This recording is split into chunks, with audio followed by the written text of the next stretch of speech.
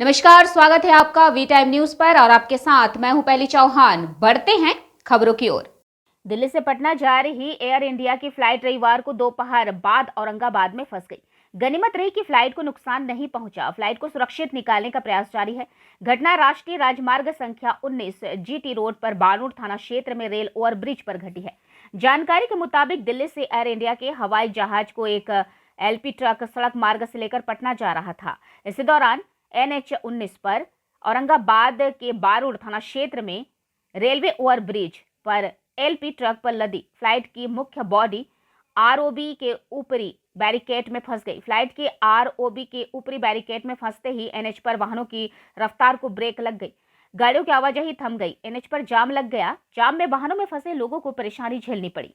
Plane crash तक की उड़ गई अफवाह। इधर फ्लाइट आरओबी के ऊपरी हिस्से में फंसी, उधर अफवाहों का बाजार गर्म हो गया। इसे लेकर खासकर बारूद में कई घंटों तक तरह तरह की चर्चाएं होती रही। इतना तक कि प्लेन के क्रैश होकर एनएच पर गिरने की सर्वाधिक चर्चा हो गई। वहीं कहीं चर्चा में सच्चाई के स्वरूप में फ्लाइट के एनएच से गुजरने के दौरान आरओबी में फंसने की भी बात चली। ऐसी अफवाहें थोड़ी ही देर में जंगल में आग की तरह पूरे इलाके में फैल गई। बारूद के इलाके में प्राय हर चौक चौराहों पर प्लेन के क्रैश होने की अफवाह वाली चर्चा सुनी सुनाई गई। दिल्ली से सड़क मार्ग से पटना जा रही थी फ्लाइट।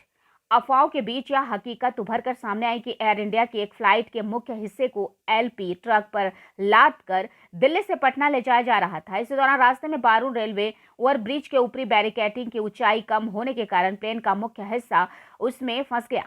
प्लेन को ले जा रहे वाहन के चालक नरेंद्र सिंह ने बताया कि वह फ्लाइट के अगले मुख्य हिस्से को दिल्ली एयरपोर्ट से लेकर पटना एयरपोर्ट के लिए निकले थे। एयर इंडिया की इस फ्लाइट के हिस्से दो अलग अलग वाहनों पर थे। इन्हीं में एक वाहन पर लोड प्लेन का अगला हिस्सा आरओबी के ऊपरी हिस्से में फंस गया।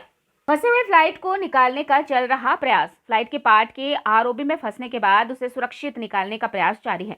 मामले की जानकारी मिलते ही पुल की ऊपरी बैरिकेडिंग बनाने वाली कंपनी DFCCIL के अधिकारी राजेश कुमार मौके पर पहुंच गए।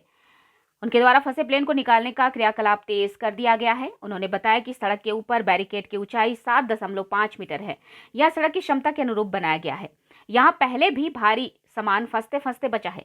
कहा कि वे पुल में फंसे प्लेन के पार्ट को निकालने के काम में जुटे हैं। जल्द ही हम इसमें सफल हो जाएंगे।